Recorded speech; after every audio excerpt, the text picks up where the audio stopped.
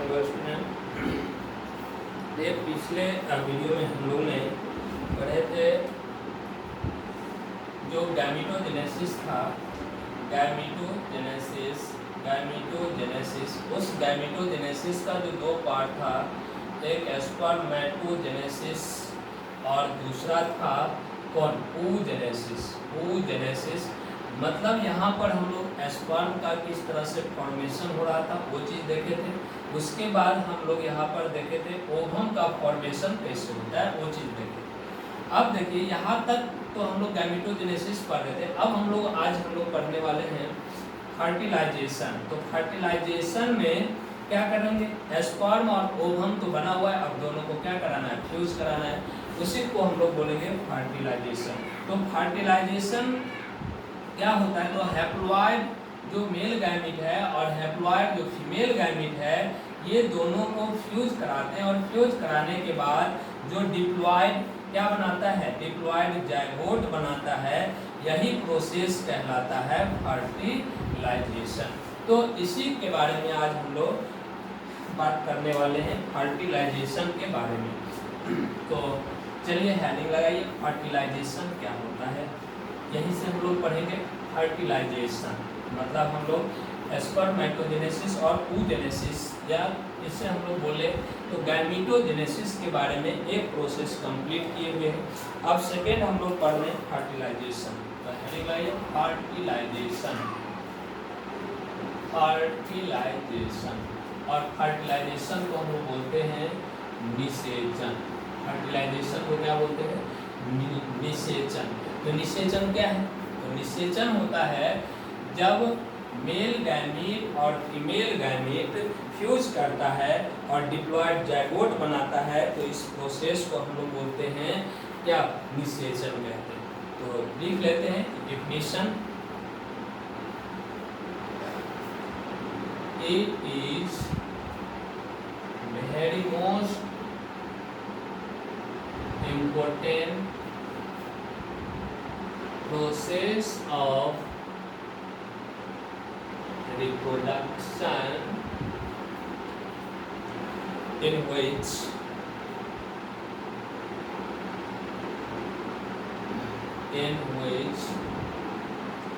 fusion of haploid male and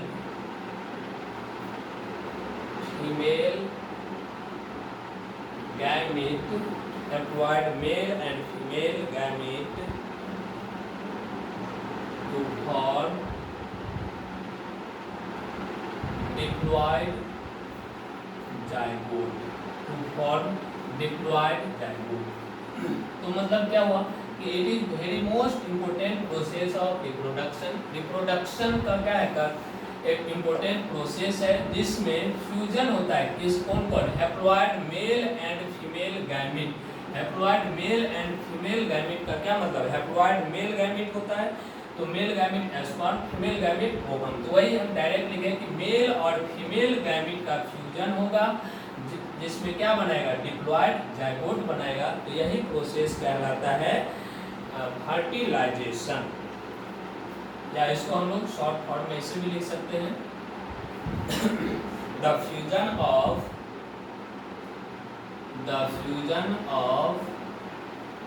sperm and ovum, to form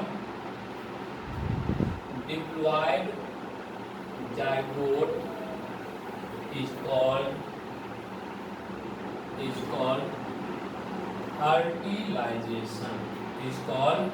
fertilisation. तो देखिए fertilisation क्या है, तो शॉर्ट फॉर्म में लिख दिए कि फ्यूजन होगा स्पर्म और ओवम का और क्या बनाएगा, डिप्लॉइड जाइगोट बनाएगा। तो वही प्रोसेस क्या कहलाएगा, फर्टिलाइजेशन कहलाएगा। तो दोनों डिफिनीशन है, दोनों याद रखिएगा। पहला है कि इसमें काफी इंपॉर्टेंट प्रोसेस है रिप्रोडक्शन का, जिसमें हैप्लॉइड मेल और फीमेल गैमीट फ्यूज करके क्या बनाएगा, डिप्लॉइड जाइगोट बनाता है। तो वही कहलाता है फर्टिलाइजेशन। तो फर्टिलाइजेशन क्या होता है, फर्टिलाइजेशन एक ऐसी प्रक्रिया है, जन्म का एक महत्वपूर्ण प्रक्रिया है, जिसमें अगुणित नर युग्मक और मादा युग्मक का संलयन से जो द्विगुणित जैगोट का युग्मनज का निर्माण होता है। यही प्रोसेस कहलाता है निषेचन। तो निषेचन क्या होता है समझ में आ गया। अब देखिए निषेचन का हम लोग को पढ़ना है, इसमें ये लिख ले मैकेनिज्म पढ़ना है, mechanism of fertilization, mechanism of fertilization, mechanism of fertilization. Fertilization का मैकेनिज्म पढ़ना है, इसका विधि पढ़ना है, किस किस कौन कौन सा स्टेप के द्वारा फर्टिलाइजेशन कंप्लीट होता है, वही मैकेनिज्म हम लोग को पढ़ना है। तो ये 4 स्टेप में कंप्लीट होता है, लिख देते हैं fertilisation,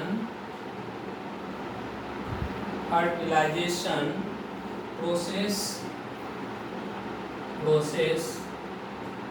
completed by 4 step, 4 step में कंप्लीट होता है। पहला स्टेप, पहला क्या होगा, पहला पहुंचेगा स्पर्म जाएगा कहाँ, ओवम के पास, अप्रोच ऑफ, पहला approach of sperm to ovum, पहला approach of sperm to ovum,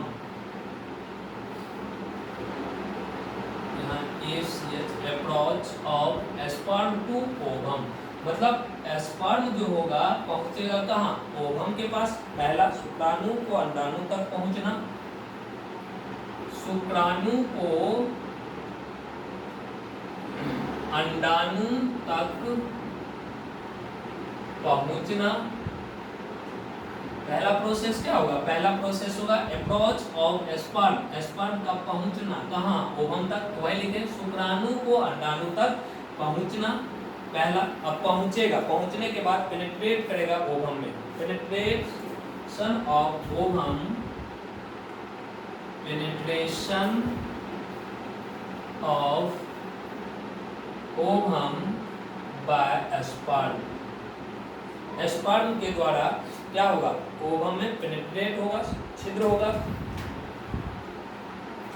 शुक्राणु द्वारा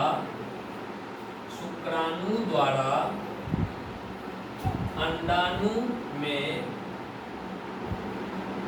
छिद्र करना। अब पहुंचेगा, पहुंचने के बाद क्या करेगा, शुक्राणु जो होगा अंडाणु में छिद्र करेगा।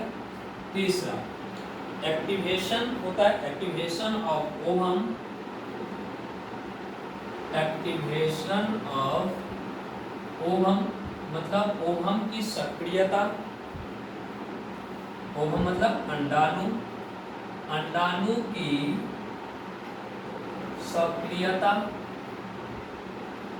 सक्रियता, अंडाणु का क्या होगा, सक्रियता होगा। और चौथा नेक्स्ट पॉइंट फ्यूजन होगा, fusion of gametic nucleus, fusion of gametic nucleus मतलब युग्मक का जो युग्मक था या मेल गैमेट या फीमेल गैमेट का क्या होगा, संलयन होगा, युग्मक केंद्रक का संलयन, युग्मक केंद्रक का संलयन करेगा और फॉर्मेशन करेगा किसका, जैगोट का। तो देखिए हम प्रोसेस में क्या क्या लिखे हैं यहीं से समझ में आ जाएगा। पहला मैकेनिज्म ऑफ फर्टिलाइजेशन हम लोग पढ़ रहे हैं, तो फर्टिलाइजेशन कंप्लीट होगा 4 स्टेप में। तो पहला स्टेप समझिए, पहला स्टेप है approach of sperm to ovum. ये यहाँ पर क्या होगा, approach of sperm to ovum का मतलब हुआ कि शुक्राणु को अंडाणु तक पहुंचना। अब किस तरह से पहुंचेगा तो आगे हम लोग इसमें डिटेल से पढ़ेंगे। आगे है penetration of ovum by sperm, sperm के द्वारा ओवम में पेनिट्रेट करना, पेनिट्रेट का मतलब होता है छिद्र करना, किस तरह से करेगा वो आगे हम लोग। उसके बाद है एक्टिवेशन ऑफ ओवम, मतलब ओवम जो हम पहले क्या बताए थे कि अंडाणु जो होगा जो फैलोपियन ओवरी से रिलीज होगा और फैलोपियन ट्यूब में जाएगा, तो वहां पर जाने के बाद वो एक्टिव नहीं रहता है, तो ये स्पर्म जाता है तब एक्टिव होता है, तो वही एक्टिवेशन ऑफ ओवम होगा। उसके बाद फिर क्या होगा, fusion of gametic nucleus, nucleus का जो गैमेटिक न्यूक्लियस होगा उसका संलयन होगा, और संलयन होने के बाद एक दूसरे से दोनों मिलता है, मिलने के बाद फिर क्या होगा, जाइगोट का फॉर्मेशन होगा। तो यही बात हम लोग एक एक करके लिखना नहीं, बस समझते हैं इस पॉइंट को समझ जाएंगे वही वो काफ़ी है। तो इसको हम लोग एक एक पॉइंट को समझना है। तो पहला हम लोग समझते हैं approach of sperm to ovum, इसको मिटाते हैं। पहला पॉइंट हम लोग समझते हैं, छोटा सा है, समझ लेते हैं। Approach of sperm to ovum किस तरह से पहुंचता है, कैसे जाता है, कितना रिलीज होगा स्पर्म और किस तरह से जाएगा, सारा चीज हम लोग पढ़ने वाले हैं। देखिए यहाँ पर पूरे फर्टिलाइजेशन हम लोग पढ़ रहे हैं, तो इसमें तो हम लोग को समझ में आ गया डिफिनीशन की नर युग्मक और मादा युग्मक का जो मिलन होगा, संलयन होगा, वही कहलाएगा क्या, वही कहलाता है निषेचन। एक एक करके हम लोग समझते हैं। Approach of sperm to ovum, पहला पॉइंट है अप्रोच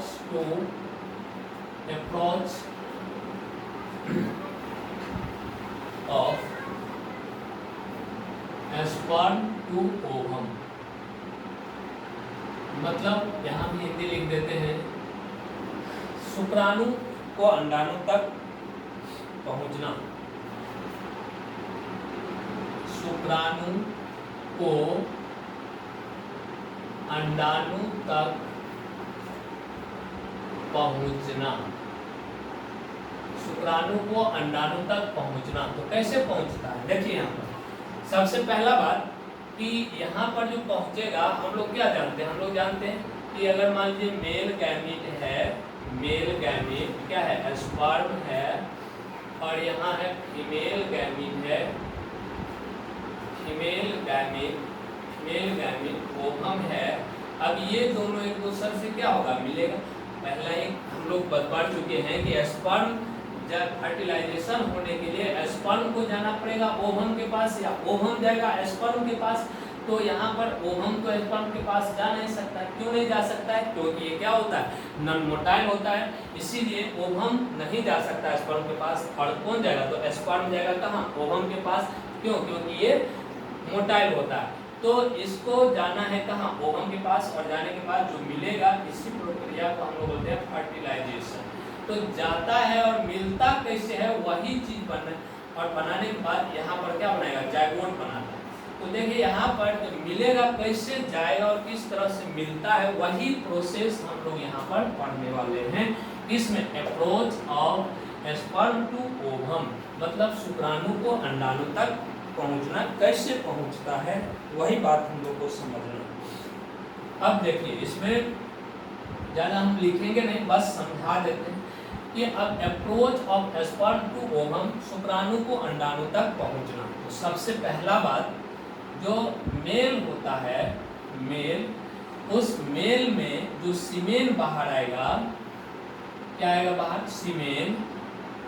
सीमेन जो बाहर आता है, कब आएगा, सीमेन बाहर आता है ड्यूरिंग पॉपुलेशन, ड्यूरिंग पॉपुलेशन के समय जब सीमेन बाहर आता है, तो कितना बाहर आता है, तो 2.5 to 3.5 ml, इतना सीमेन क्या होगा, बाहर आता है।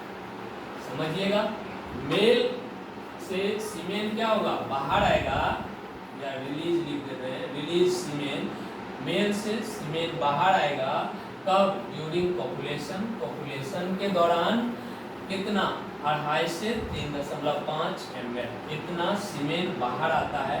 कब, किस में आएगा, तो फीमेल के वेजिना में। अब इतना बाहर आएगा तो इसमें लगभग 3 से 4 मिलियन स्पर्म रहता है। 3 से 4 मिलियन स्पर्म, मतलब हो गया 30 लाख से 40 लाख मिलियन स्पर्म रहेगा। कितना में, 2.5 से 3.5 ml सीमेन में। इतना ही सीमेन में कितना, 30 से 40 मिलियन स्पर्म रहता है। बहुत ज़्यादा हुआ, सबको समझ में आ रहा होगा। अब इसके बाद ये जब वेजिना में, यहाँ फिगर हम कुछ ड्रॉ करते हैं, यहाँ से भी कुछ समझिए।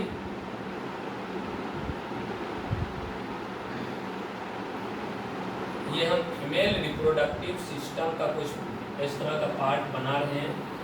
यहाँ पर समझिए कुछ,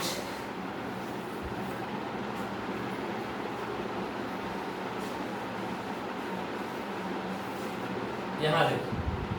अब यहाँ पर मान लीजिए यहाँ से, तो यहाँ पर क्या है, यहाँ ओवरी है, ओवरी में ओवम बाहर आता है। अब यहाँ से स्पर्म आया, स्पर्म जो कितना लगभग 2.5 से कितना 3.5 ml सीमेन बाहर आएगा, जिसमें कितना, जिसमें आता है 3 से 4 मिलियन स्पर्म आता है, 3 से 4 मिलियन स्पर्म रहेगा।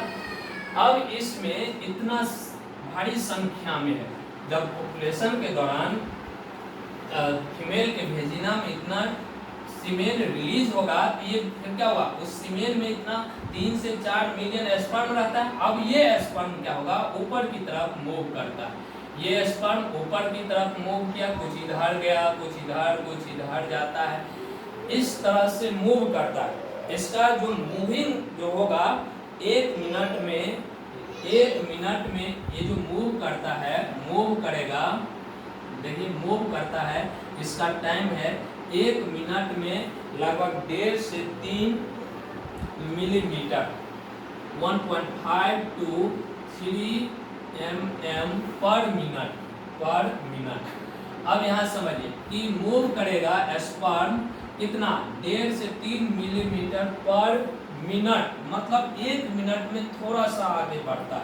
अब समझिए कितना इसको टाइम, तब ना आगे हम जब बता रहे थे तो वहाँ पर पिछले आगे देखिएगा जब हम लोग पढ़ेंगे, या फिर पीछे हम बता चुके कि इसको यहाँ से यहाँ तक आने में लगभग 48 से 72 घंटा की टाइम लगता है। तो टाइम कैसे लगता है समझ जाइए, टाइम क्यों लगता है, क्योंकि अब 1 मिनट में लगभग 1.5 से 3 मिलीमीटर पर मिनट, 1 मिनट में कितना 1.5 से 3 मिलीमीटर जाएगा। अब इतना आगे जाएगा, फिर क्या होगा, अब इतना 3 से 4 मिलियन स्पर्म जाता है। अब उस स्पर्म में जाते जाते, मतलब यहाँ जब ओवम आता है तो यहाँ तक आते आते लगभग कितना 1000 स्पर्म बचता है। अब यहाँ समझिए कि यहाँ पर जब 30 लाख से 40 लाख मिलियन आ रहा है, उसमें से केवल पहुँचता है कितना 1000 स्पर्म पहुँचेगा ओवम के पास। अब 1000 तो और कहाँ गया, तो और क्या होता है, और रास्ता में ही डिजेनरेट कर जाता है। ऐसे भी हम लोग समझते हैं जो एवरेस्ट पर पहुंचता है, जो चढ़ता है, उस सारे के सारे लोग ऊपर तक नहीं पहुंच पाते हैं, और क्या होता है बीच रास्ता से ही गिर जाता है, कितना मर जाता है। तो ये बहुत बात है। तो वही बात है कि इसमें भी कि इतना तो है 30 से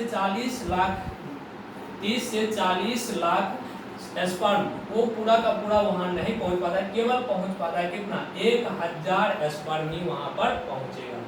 अब इससे भी बड़ी बात है कि अब अगर मान लीजिए यहाँ पहुंचने के बाद फिर दूसरा स्टेप हम लोग का स्टार्ट होता है, penetration of sperm bye ovum. तो ये हो गया आपका पहुंचने का टाइम, कितना टाइम लगेगा, तो 48 से 72 घंटा के बीच इसमें टाइम लगता है।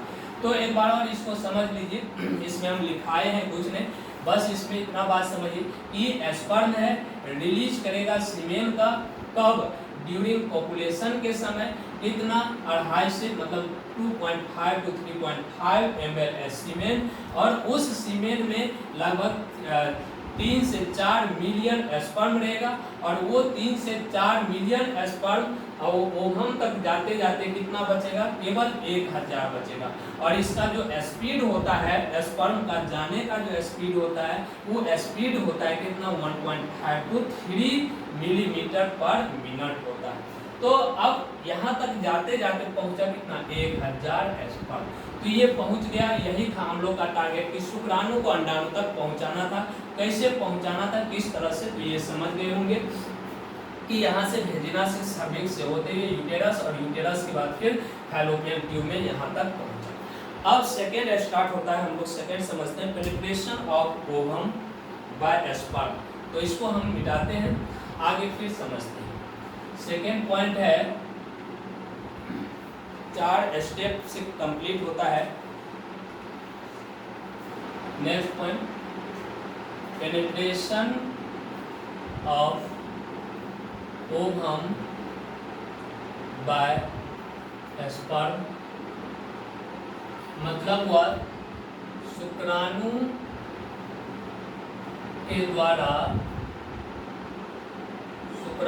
के द्वारा अंडाणु में छिद्र करना। किस तरह से छिद्र होता है, अब हम लोग वो चीज समझते हैं। अब यहाँ तक तो पहुंच गया, पहुंचा कितना स्पर्म, 1000।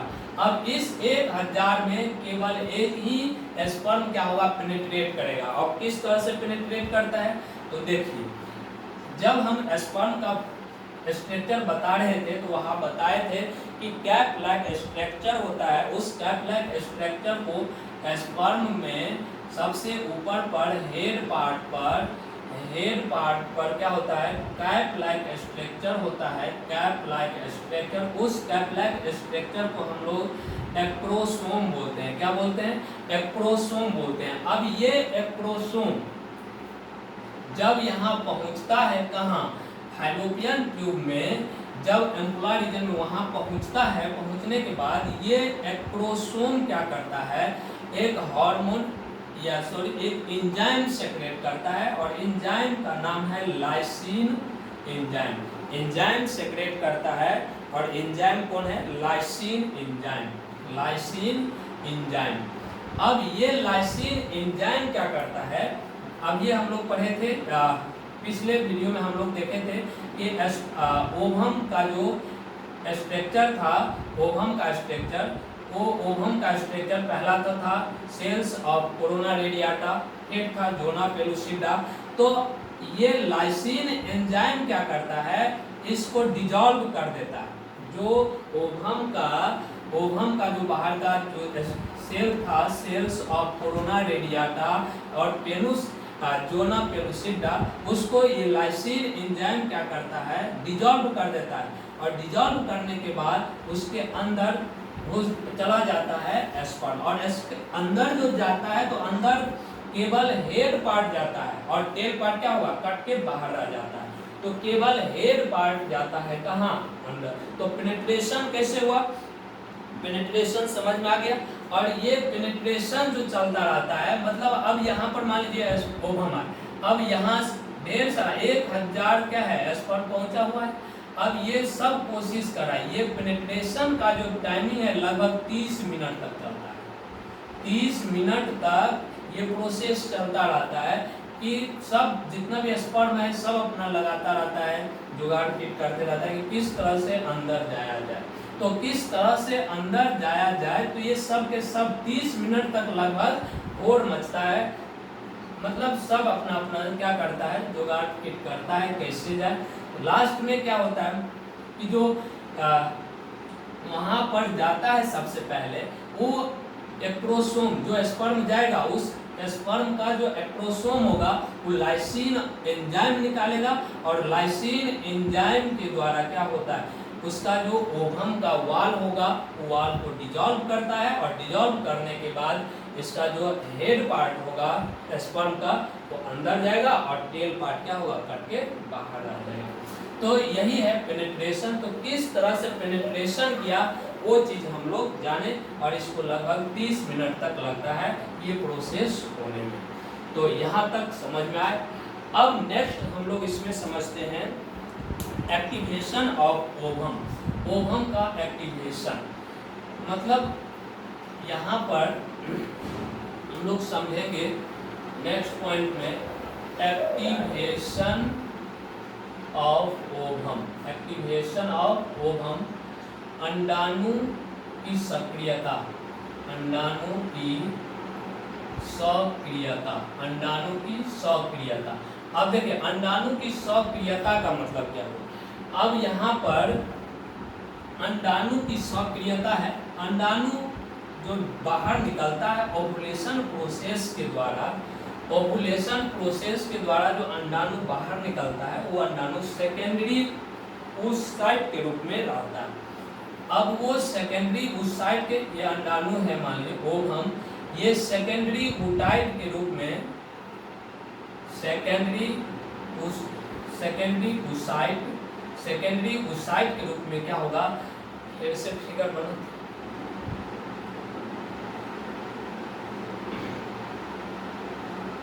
अब यहाँ पर सेकेंडरी oocyte के रूप में यहाँ जो है ओवम बाहर आया, तो ये ओवम जो बाहर आता है ये ओवम यहाँ पर गया और ये किस फॉर्म में रहेगा, सेकेंडरी oocyte के फॉर्म में, इसी फॉर्म में रहता है। अब जाने के बाद यहाँ पर जब स्पर्म जाता है, स्पर्म को जाने के बाद यहाँ पर जब पेनिट्रेट करता है तो उस टाइम जब अंदर जाएगा कौन, शुक्राणु का जो हेड पार्ट होगा स्पर्म का, अंदर जाने के बाद उसमें ये सेकेंडरी oocyte चेंज होगा ओटिड में, चेंज करेगा किसमें, ओटिड में, और ये ओटिड चेंज हो जाएगा ओवम में। इसीलिए हम बताए थे कि मैचुरेशन फेज जो होता है, मैचुरेशन फेज फैलोपियन ट्यूब में कंप्लीट होता है। मैचुरेशन फेज फैलोपियन ट्यूब में कंप्लीट क्यों होता है, क्योंकि सेकेंडरी oocyte के रूप में बाहर निकलता है। जो ओवुलेशन होता है, ओवुलेशन के दौरान सेकेंडरी oocyte के रूप में बाहर आया, बाहर आने के बाद जब ये फैलोपियन ट्यूब में जाता है और इधर से जब स्पर्म आता है तो स्पर्म जब अंदर जाएगा पेनिट्रेट करेगा, उसके बाद सेकेंडरी oocyte ओटिड बनाएगा और ओटिड से क्या, ओवम बनेगा। अब ओवम बनेगा, अब फिर क्या होगा, ये यही प्रोसेस जो होता है, ये प्रोसेस सेकेंडरी oocyte से ओवम बनता है, यही प्रोसेस को हम लोग बोलते हैं एक्टिवेशन ऑफ ओवम। इसी प्रोसेस को हम लोग बोलेंगे एक्टिवेशन ऑफ ओवम। तो एक्टिवेशन ऑफ ओवम में क्या होगा, समझ में आ गया कि एक्टिवेशन ऑफ ओवम में सेकेंडरी oocyte ओटिड में और ओटिड किसमें, ओवम में कन्वर्ट होगा। अब ये पूर्ण रूप से तैयार है, अब फ्यूजन होगा। तो नेक्स्ट पॉइंट हम लोग का वही है क्या, fusion of gametic nuclei, fusion of gametic nuclei, fusion of gametic nuclei, युग्मनज या युग्मक केंद्रक की संलयन, संलयन। अब इसमें किस तरह से संलयन होगा, तो जब एक्टिवेशन होता है सक्रिय हो जाएगा ओवम। अब सक्रिय ओवम और यहाँ स्पर्म जाता है ओवम के अंदर, मान लीजिए इस तरह का है। अब यहाँ अंदर गया कौन, स्पर्म, और इसमें है कौन पहले से, ओवम। तो ये स्पर्म जो है हैप्लॉइड है और ओवम भी क्या है, हैप्लॉइड है। अब ये दोनों में क्या होगा, फ्यूज होगा, दोनों मिलेगा। अब दोनों मिलेगा तो ये अब क्या बना लेगा, ये आगे बना लेगा, वहाँ जो लिखे जाइगोट। अब ये क्या चीज बना लेगा, जाइगोट बना लेगा। और जाइगोट क्यों बनाएगा, क्योंकि इसमें दोनों फ्यूज करेगा और दोनों फ्यूज करने के बाद ये डिप्लॉयड हो जाएगा। तो यहाँ पर देखिए, यहाँ पर ये जाइगोट के फॉर्मेशन करता है, ट्वेल बनाता है, और ट्वेल बनाने के बाद युग्मक का संलयन होता है और यहाँ पर पूर्ण रूप से कंप्लीट होगा और ये बना लेगा जाइगोट, और धीरे धीरे क्या होगा, धीरे धीरे आगे बढ़ते जाएगा, एम्ब्रियोजेनेसिस होगा।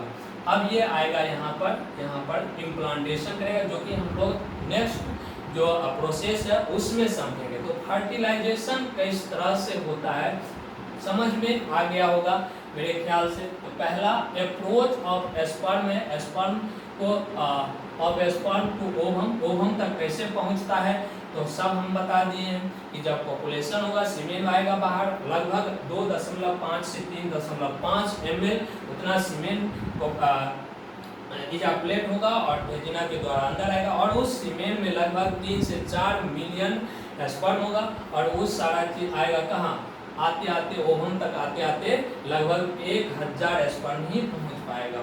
अब 1000 स्पर्म पहुंचेगा, वहां पर आने के बाद, और इसका गति कितना होगा, स्पीड जो होगा इसका स्पर्म का एक मतलब 1.5 to 3 मिलीमीटर पर मिनट, एक मिनट में 1.5 से 3 मिलीमीटर जाएगा, एक मिनट में जाएगा। अब वहां तक आएगा तो ये पहुंचना हुआ। दूसरी पेनिट्रेशन, पेनिट्रेशन कैसे होगा, तो इसका जो ओवम का वाल होता है उसको जो स्पर्म का एक्टोसोम होता है उससे एंजाइम निकलता है, लाइसिन नामक एंजाइम निकलेगा, और वो एंजाइम क्या करता है, इसको पेनिट्रेट करेगा और अंदर जाएगा। अंदर जाने के बाद तब तीसरा आएगा process activation of ovum. Activation of ovum में क्या होगा, कि अंदर जो सेकेंडरी oocyte रहता है उसको चेंज करेगा ओटिल और ओटिल से बनाएगा ओवम। अब हो गया एक्टिव।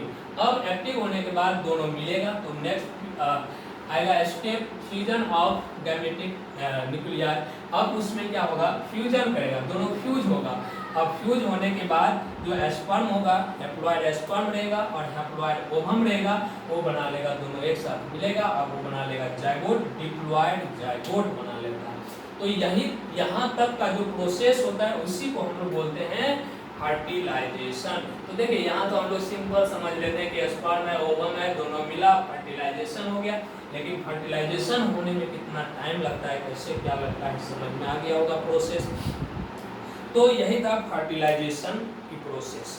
अब इसके आगे हम लोग पढ़ेंगे, इसके आगे जो है हम लोग मेंस्ट्रुअल साइकिल के बारे में पढ़ेंगे। तो यहाँ तक समझ में आ गया होगा, यहाँ तक इसको अच्छा से समझिएगा, बार बार देखिएगा वीडियो, समझ में आ जाएगा।